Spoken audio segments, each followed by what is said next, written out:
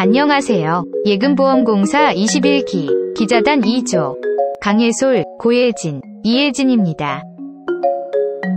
이번에는 예금보험공사에 대한 OX 퀴즈로 여러분을 찾아뵙게 되었습니다. 문제는 총 4개로 예금보험공사가 어떤 일을 하는 기관인지, 우리가 예금보험공사를 통해 어떤 도움을 받을 수 있는지 알아보도록 하겠습니다. 자, 이제 시작할게요. 시작합니다.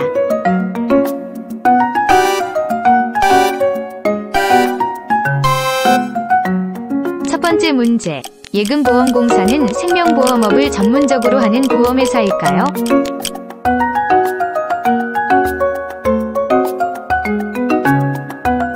예금보험공사는 금융상품을 보장해주는 보험회사입니다. 은행 예금, 보험회사의 보험, 증권사 예수금 등 금융상품을 보장하며 생명보험, 화재보험, 질병보험과 같은 분야는 취급하지 않습니다.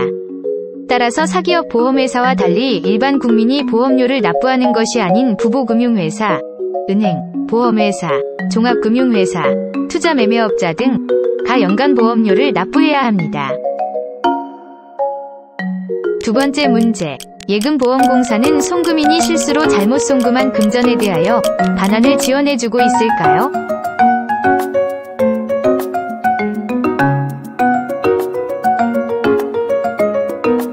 예금보험공사는 2021년 7월부터 차고송금 반환 지원 제도를 실시하여 송금인이 실수로 잘못 송금한 금전을 대신 찾아드리고 있습니다. 최근 인터넷 모바일 뱅킹 등 비대면 금융거래 확산으로 차고송금 발생 건수가 매년 증가하고 있으나 차고송금인이 수취인으로부터 차고송금을 반환받지 못한 경우 소송을 통해서만 회수가 가능하여 시간과 비용 부담으로 반환받기를 포기하는 경우가 빈번하였습니다. 이에 예금자 보호법 개정으로 예금보험공사가 금융회사, 통신사 등으로부터 수취인의 최신 연락처를 확보하여 자진 반환 안내 및 법원의 지급명령 등의 절차를 진행하면 대부분의 경우 신청일로부터 약 2개월 내외 차고송금이 반환될 것으로 예상됩니다. 세 번째 문제. 예금보험공사는 보험금도 지급하고 있을까요?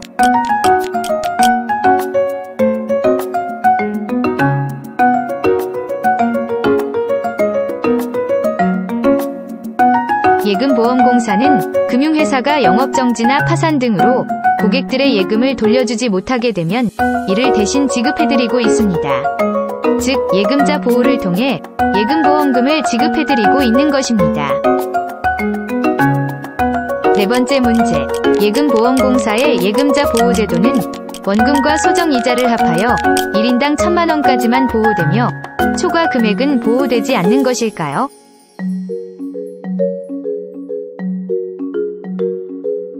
예금자 보호제도는 다수의 소액 예금자를 우선 보호하고 부실 금융회사를 선택한 예금자도 일정 부분 책임을 분담한다는 차원에서 예금의 전액을 보호하지 않고 일정액만 보호하고 있습니다. 이에 따른 보호 한도는 원금과 소정이자를 합하여 1인당 세전 5천만원까지만 보호되며 초과 금액은 보호되지 않습니다. 1997년 말 IMF 사태 이후 금융산업 구조 조정에 따른 사회적 충격을 최소화하고 금융거래의 안정성을 유지하기 위하여 2000년 말까지 한시적으로 예금 전액을 보호한 적이 있습니다. 하지만 2001년부터는 예금자 부분 보호제도로 전환되어 부보금융회사의 보험사고가 발생하여 파산할 경우 보험금 지급 공고일 기준 원금과 소정의 이자를 합하여 1인당 5천만원까지 예금을 보호하고 있습니다. 2015년 2월 26일부터는 예금보호 대상 금융상품으로 운용되는 확정기여형 퇴직연금 제도 또는 개인형 퇴직연금 제도의 적립금을 합하여 1인당 최대 5천만원까지 다른 예금과는 별도로 보호하고 있습니다. 예금보험공사로부터 보호받지 못한 나머지 예금은 파산한 금융회사가 선순위 채권을 변제하고 남는 재산이 있는 경우 이를 다른 채권자들과 채권액에 비례하여 분배받음으로써 그 전부 또는 일부를 돌려받을 수 있습니다.